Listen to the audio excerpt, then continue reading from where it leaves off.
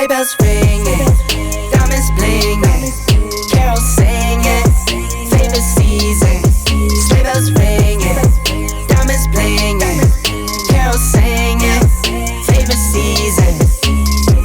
They said, Saint Nick, what you got up in that bag, yeah? I got racks in my sack or in my bag, yeah. They said, Saint Nick, what you got up in that bag? I got racks in my sack or in my bag.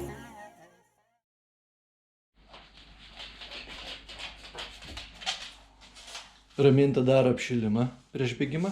Gerai, o mum normaliom kūčiom, žemaitiškom ko reikės? Silkės pirmiausiai. Turim silkę, be galvos jau. Turim indelį, kur dėsim silkę. Dedam į vidų. Važiuojam kept silkės, o čia nekepsim, nes reikia kepti ant žarijų. Griliaus nėra, reikia važiuoti mišką. Tuo pačiu Raminta prasibėgs. O tu ką darysi? Irgi bėgsi. Taigi matome visai neblogą vietelę susikurti laužui.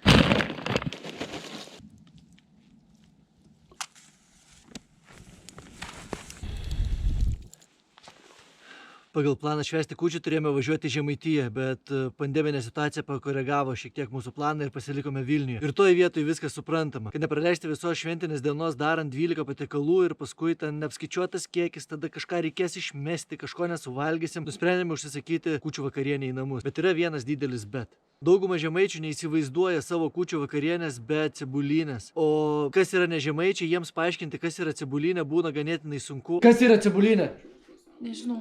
O tuo labiau užsisakyti ją tai būtų neįmanoma. Tai nusprendžiau cebulinę pasidaryti pats. Aišku, jūs paklausite, kas ta cebulinė iš viso yra. Internetuose rašys, kad cebulinė yra tokia šalta sriuba, kurios pagrindiniai ingredientai yra kepta silkė, svogūnai, actas ir vanduo.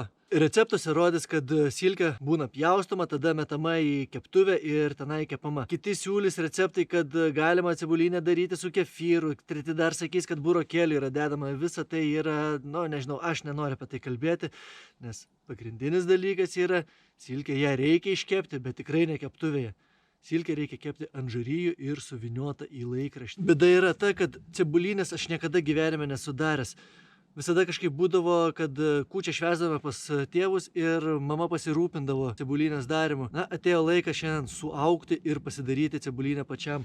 Lauželis jau dega, žarijos jau baigia įkaisti. Bandysim daryti. Nežinau, kaip gausis, tikiuosi, nesusigadinsiu savo kūčių. Paruošėm silkę.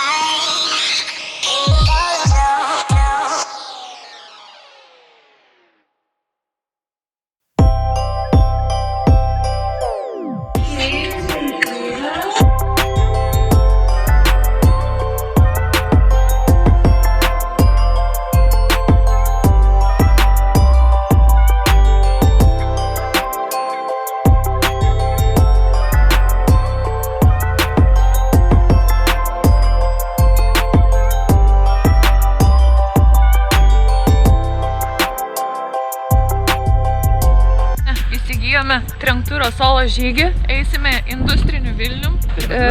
Ne, pamiršau kaip vadinasi. Pamačiau biškį dujų, va industrija ir iš karto miškai. Gerai. Kas dar geresnė? Nieko, kodėl klausi? Ne, taip galvoju, gal geresnė kas nors. Kalėdų rytas vis tiek. Turėsim eiti pagrindinį šiuo keliuku tiesiai, kol išeis. Tai dabar tuo tą kučią einam, ne, į apačią. O Jėzau, kaip kelsim į viršų paskui. Beje, vaikštome per lockdowną, kur negalim išvažiuoti iš savivaldybės. Dėl to biškį eksplorinam Vilniaus apylinkės. O aš norėjau pasakyti, kad yra labai puikus būdas išnaudoti kalėdų rytą. Šitaip visas silkės vakarykštės išvaikščioti. Kiek mūsų laukia? Sakai. 8 km. 8 km. Normaliai. Atėjome niekur.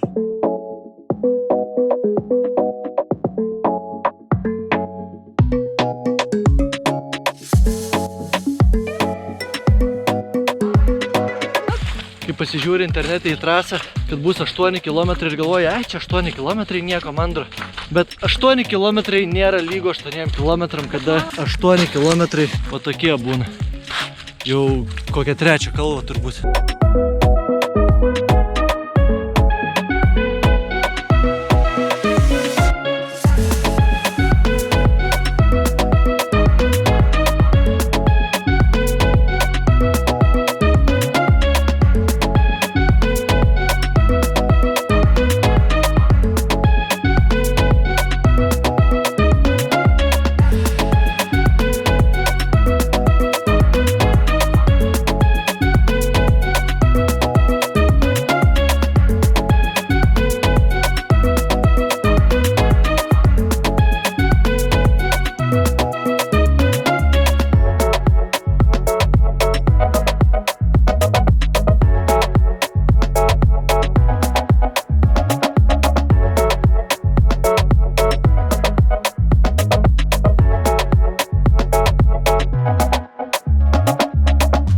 Esam kažkur 6 kilometras, pradėjome nuo gyvenamųjų namų, apėjome gerą ratuką, ėjome link Gariūnų bokštų, dabar einame palei nerį iki mūsų starto ir kartu finišo.